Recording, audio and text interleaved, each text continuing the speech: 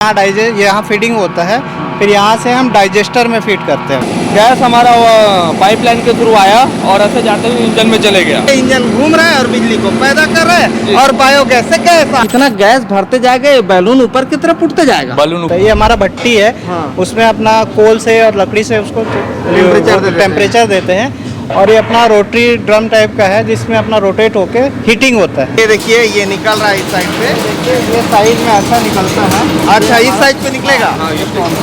ठीक है, ये साइज में देख रहे होंगे ये निकल रहा है। नमस्कार दोस्तों, मैं ओम प्रकाश अवसर। आपने गोबर के अलग अलग उपयोग देखे होंगे, लेकिन आज के वीडियो पर हम आपको दिखाने जा रहे हैं कि गायों से निकलने वाले गोबर से बायोगैस बनता है। बायोगैस बनने के बाद एकदम सिंपल प्रोसीजर से, यानी सिंपल तरीके से बिजली बनता है और उन बिजली का इस्तेमाल उसी ही फार्म में किया जाता है जहां पे गायों का पालन किया जा रहा है। और उसके अलावा जो वेस्टेज गोबर निकलता है उससे जैविक डीएपी भी बनता है। फार्म की हम बात करें तो ये है Sarda dairy and food product limited, ये इसका नाम है। एड्रेस जो है खरोरा है, जो छत्तीसगढ़ की राजधानी रायपुर से 45 किलोमीटर के डिस्टेंस पर मौजूद है। तो चलिए हम यहाँ के तमाम लोगों से बात करते हैं और डिटेल के साथ ये जो बायोगैस सिस्टम है ये आपको दिखाएं और समझाएं और आप बहुत कुछ सीख सकें। लेकिन उससे पहले कहूँगा, अगर आपने अभी तक हमारे चैनल को सब्सक्राइब नहीं किया तो सब्सक्राइब करें और बेल आइकन पर क्लिक करें, जिससे इस तरीके के वीडियो के आपको नोटिफिकेशन मिलते रहे। अगर ये वीडियो फेसबुक पेज पर देख रहे हैं तो पेज को लाइक और फॉलो कर लें। नमस्कार सर, क्या परिचय सर? मेरा नाम संजय चौधरी है। हाँ, मैं यहाँ पे डिप्टी मैनेजर हूँ। ये हमारा बायोगैस प्लांट यूनिट है जिसमें हम हमारे फार्म से जो गोबर निकलता है उसको यूज़ करके यहाँ बायोगैस से गैस जनरेशन करते हैं और उसको इलेक्ट्रिसिटी होता है। और दूसरा उससे जो वेस्ट होता है डाइजेस्ट होने के बाद में उससे हम प्रोम वगैरह का प्रोसीजर खाद बनाने का उसको यूज़ करते हैं। अच्छा आपका क्या? हाँ हाँ। और बाकी जो इसका प्रोसीजर है ये हमारे डोगेंद्र कुमार साहू जी है। अच्छा। और हाँ। ये प्रवीण वर्मा जी है, हाँ, जो अपना इलेक्ट्रिसिटी वगैरह के मतलब ये क्या देखते हैं? Electrical maintenance. इलेक्ट्रिकल मेंटेनेंस आप देखते हैं। क्या नाम भाई? प्रवीण वर्मा। प्रवीण वर्मा। आप क्या देखते हैं सर? डोगेन साहू बायोगैस पूरे प्लांट को। पूरे प्लांट को आप देखते हैं जी। ठीक है। और इसमें आपको खाद भी समझने को मिलेगा, साथ में पता चलेगा कि जैविक डीएपी कैसे बनता है, साथ में ये भी पता चलेगा कि बिजली कैसे बनता है गोबर से, ये समझ सकते हैं। और ये छत्तीसगढ़ के रायपुर के पास से दिखा रहे हैं आपको। और ये जो डेयरी फार्म है इंडिया का सेकंड लार्जेस्ट डेयरी फार्म है, 2500 गायों के साथ है। अब चलो 2500 गाय तो देख चुके हैं, 2500 गाय के गोबर देखते हैं और उसका उपयोग देखते हैं ना। ये जो पाइप है ये डेयरी फार्म से आ रही है, ये डेयरी फार्म से आ रहा है ना। हाँ। और वहाँ चैन के थ्रू जो कलेक्शन हो रहा है, स्क्रैपर से जो कलेक्शन हो रहा है वो एक टैंक में गिर रहा होगा और वहाँ से पंप उठा के यहाँ तक उसको भेज रही है। एक पंप लगी हुई है ना, वो पंप के उससे हम यहाँ पे ट्रांसफ़र करते हैं जितने भी काऊ डंक है उसको मिक्सिंग करके उसमें यूरिन होता है और रिक्वायरमेंट के हिसाब से हम उसमें थोड़ा बहुत पानी मिलाते हैं। जो स्लरी यहाँ से फ्लो होके इधर आया, जिसका कंसंट्रेट कम से कम 10% से प्लस होना चाहिए, सॉलिड परसेंट है, वो यहाँ फीडिंग होता है। फिर यहाँ से हम डाइजेस्टर में फीड करते हैं उसको। अच्छा, है। और जो मटेरियल वहाँ से आएगा वो सीधा पाइपलाइन के थ्रू से इस टैंक के अंदर पहले फीड हो जाएगा। हाँ ठीक है। तो इस तरीके से यहाँ आ गया। अब यहाँ के बाद कहाँ जाएगा? आ जाओ भाई चौधरी जी।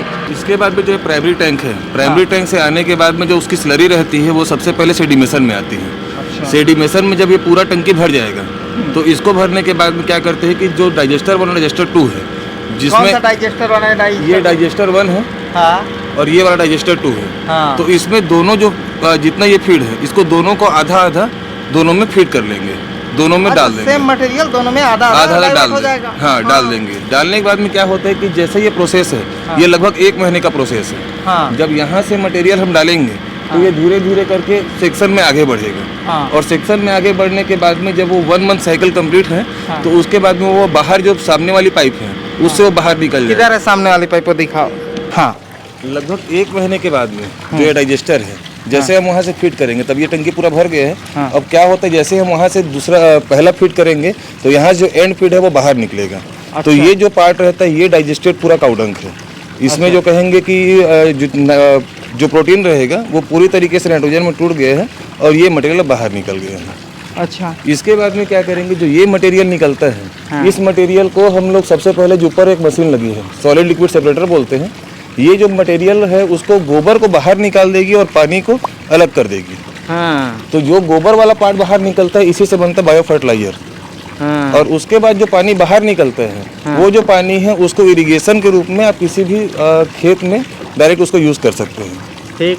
तो उससे क्या है, जो निकलेगा वो अपना कहेंगे तो सॉइल का जो फर्टिलिटी और ग्रोथ रहेगा उसके लिए वो अच्छा काम करेगा। ये मशीन सिंपल कहें तो पानी और गोबर को अलग अलग चेंज कर देती है।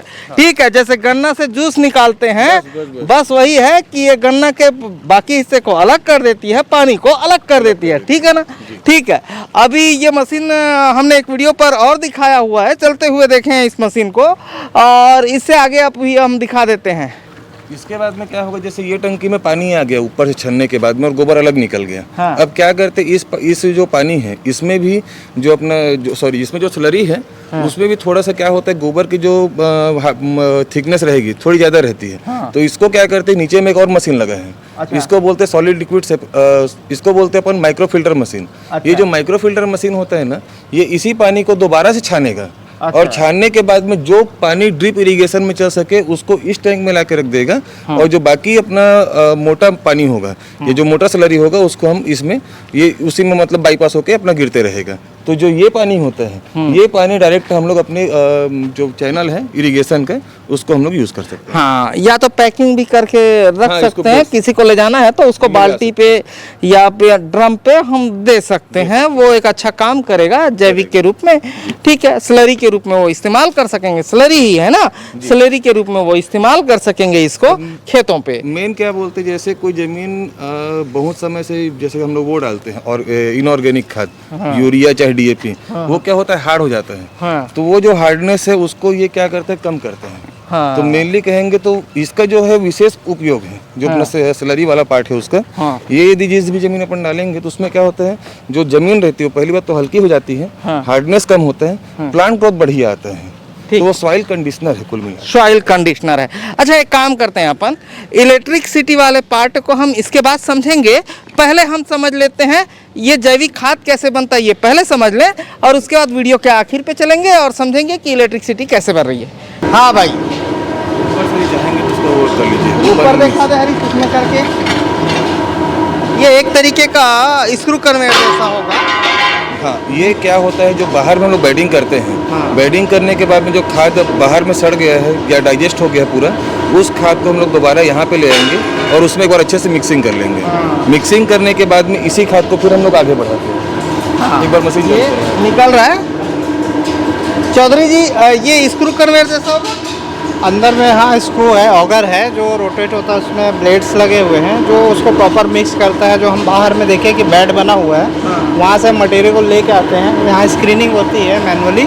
ये मैनुअली हो रही है। इसमें क्या होता है कि कंकड़ वगैरह जो स्टोन पीस है या मेटल पार्ट्स है वो मशीन में जाएंगे तो उसको डैमेज करेंगे, इसलिए पहले यहाँ स्क्रीनिंग हो जाती है। इसको उसके बाद में ये मिक्सर में डालते हैं जिससे प्रॉपर मिक्स हो जाता है, वो अनइक्वल ना रहे। और ये मिक्सिंग होने के बाद ये जैसा मटेरियल निकल रहा है, हाँ ये मटेरियल यहाँ पे अपना बकेट एलिवेटर के थ्रू इसमें जाता है। हाँ। ये बकेट एलिवेटर है।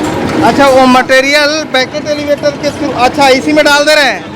अच्छा ठीक, ये पैकेट एलिवेटर पे डाल दिए। हाँ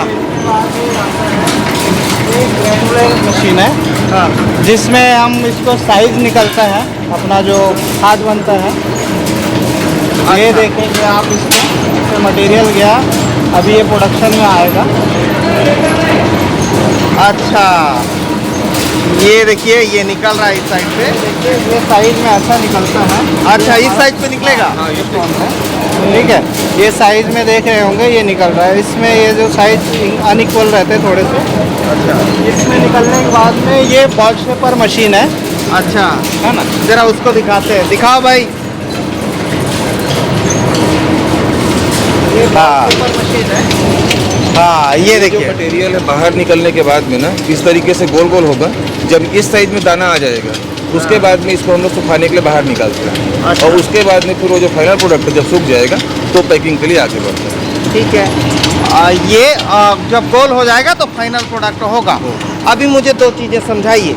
एक चीज ये समझाइए कि इसका उपयोग क्या है, ये जो देख रहे हैं हम। एक्चुअल में क्या होता है, अभी तो गर्मी का समय है, तो गर्मी के समय में धूप में हम लोग सुखा सकते हैं, लेकिन जिस समय बरसात का सीजन होगा तो उसमें क्या करते हैं कि ये भट्ठी जो होगा उसमें हमको भट्ठी जलाना पड़ता है, और भट्ठी जलाने के बाद में जो ये मटेरियल है वो सीधा ड्रम के अंदर में आएगा, और ड्रम के अंदर में आने के बाद में इसके अंदर वो सूखेगा, और सूखने के बाद में यही प्रोसेस आगे जाएगा, और छनने के बाद में जो लास्ट फाइनल प्रोडक्ट होगा जो पूरा सूख जा रहेगा उसको हम लोग सीधा अच्छा, ये हम बता दें, अगर ये ठंड का दिन होगा तो वहाँ पे टेम्परेचर रहेगा और ये घूमते रहेगा।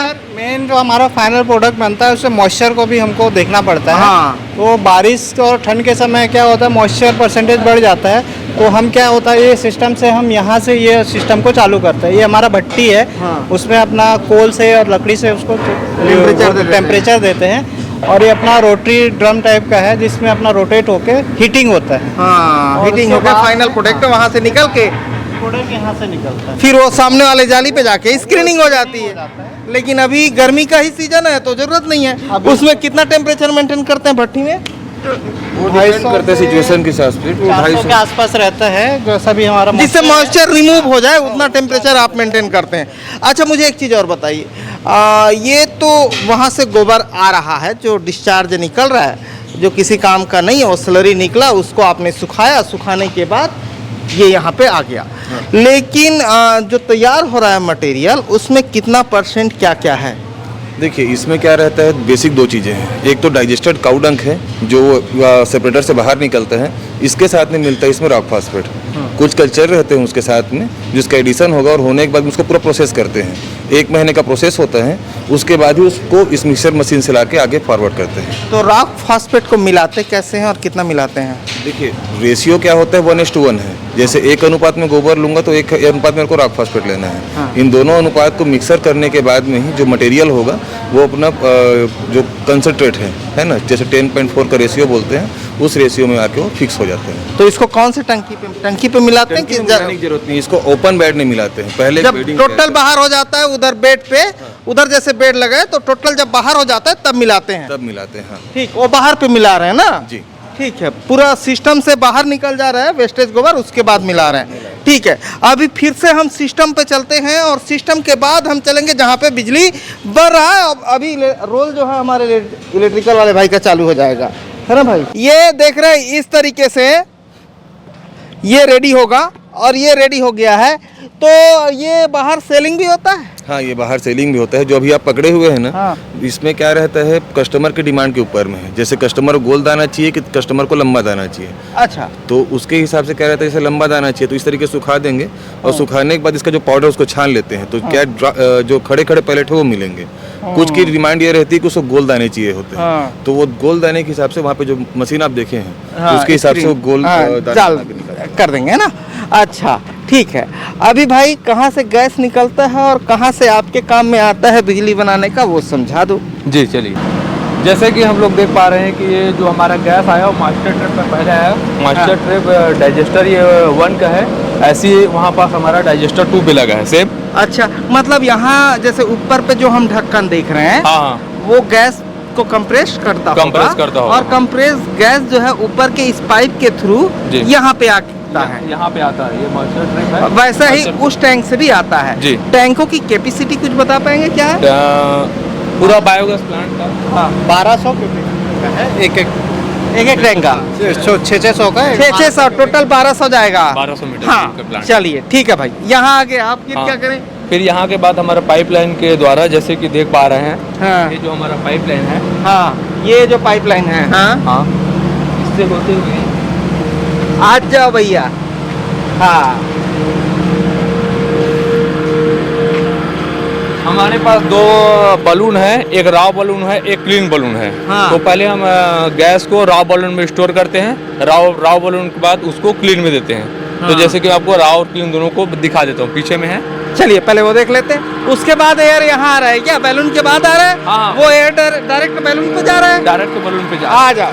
ये जैसे कि हमारा एक रॉ बलून है, इसका कैपेसिटी है एक बलून का 150 मीटर क्यूबिक का। अच्छा, और वहाँ से जो गैस निकल रहा है वो डायरेक्ट फर्स्ट इसमें आ रहा है? हाँ, जो डाइजेस्टर से निकल रहा है वो हमारा रॉ बलून में आ रहा है। अच्छा, तो इसमें जितना गैस भरते जाएगा ये बैलून ऊपर की तरफ उठते जाएगा। बलून ऊपर की तरफ उठते जाएगा। हाँ, और पंचर वंचर हो गया तो? पंचर तो अभी तक वैसे नहीं हुआ है, और जैसे कि पंचर हो भी जाएगा तो जैसे कि हम टायर का पंचर बनाते हैं अच्छा, वैसे ही उसी तरीके से बन जाएगा। क्योंकि ये पूरा ट्यूब का बना हुआ है। अच्छा, हाँ, ये ट्यूब का बना है। हाँ। अच्छा, हरीश ये किनारे पे दिखा तो ये पाइप है और इस पे एक तरीके से सपोर्ट लगा है। हाँ। और ये ऊपर उठते जाएगा तो ये पाइप उसको पकड़े रहेगा, यही है ना? हाँ, यही सेम। इसमें जितना गैस भरेगा ये ऊपर उठते जाएगा। सपोर्टिंग ठीक है। के लिए। अभी इसके बाद कहाँ जाएगा ये? और जैसे कि ये गैस कितना भरा है उसको हम मेजरमेंट लेने के लिए हाँ। ये हम लोग मीटर क्यूब का कॉलम बनाए हैं। अच्छा, 150 मीटर क्यूब का। जैसे कि हमारे पास वो दिखा रहा है कि 80 में है, तो हमारे पास अभी 80 मीटर क्यूब गैस है रॉ में। अच्छा, ठीक। उसके बाद ये हमारा राव बलून का गैस क्लीन में हम लोग फिल्टर करके लाते हैं। तो इससे ये इंजन चलता है। फिल्टर कैसे होता है? पीछे के सिस्टम से फिल्टर होता है? पीछे के तो सिस्टम चलो से। पीछे का सिस्टम दिखाइए, फिर यहाँ आएंगे। इसमें रॉ बैलून है ना, हाँ, ये रॉ बैलेंस से आ रहा है ये। इसको अपन यहाँ लिए, इसमें से आने के बाद में ये रूट ब्लोअर पे आया और उसके बाद ये प्रेशर वेसल। प्रेशर वेसल्स है ना। ये 2 स्क्रबर है अपने। यहाँ से ये H2S CO2 स्क्रबर है, वो H2S स्क्रबर है दोनों। इसमें से फिल्टर होके जो होता है यहाँ से जा करके फिर अपना इधर क्लीन बैलून में आता है। हाँ, ये क्लीन बैलून रूम लिखा है, ठीक है जी। इसमें भी उसी तरीके का एक बैलून है। जी, सेम। इसकी कैपेसिटी क्या है? 150 मीटर क्यूब। इसमें मीथेन गैस आ गया, मेथेन गैस आ गया। उसमें बायोगैस था, उसमें भी मेथेन गैस था, लेकिन वो फिल्टर नहीं था। फिल्टर नहीं था। हाँ, ये फिल्टर होके प्योर होके आ गया, प्योर होके यही आ है गया। ना? हाँ। प्योर होके आ गया ये। अब ये प्योर गैस कहाँ जाएगा ये समझा दो हमें। हमें अरे इंजन में जाएगा। कहाँ है इंजन?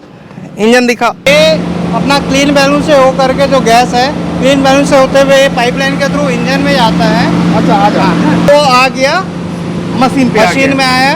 तो ये मशीन हमें देखने से, हम कारखाने में देखते थे तो डीजी जैसा दिख रहा है, बिल्कुल तो उससे same। कुछ अंतर है? क्या है ये गैस के रिकॉर्डिंग, मतलब गैस के हिसाब से बना हुआ इंजन है, और वो पेट्रोल और डीजल के हिसाब से बना हुआ इंजन है। तो इसमें कुछ चेंजेस है जो सिर्फ गैस के लिए। प्रिंसिपल वर्क वही है, प्रिंसिपल सेम है, वर्किंग उसका वो सेम है। अंतर हो गया कि ये गैस से इंजन चल रहा है और उसके बाद जनरेटर चल रहा है, ऐसा ही है। Same और वैसे वो ही। डीजल से इंजन चलता है और उसके बाद जनरेटर चलता है। और ये आता है। दिखा दो।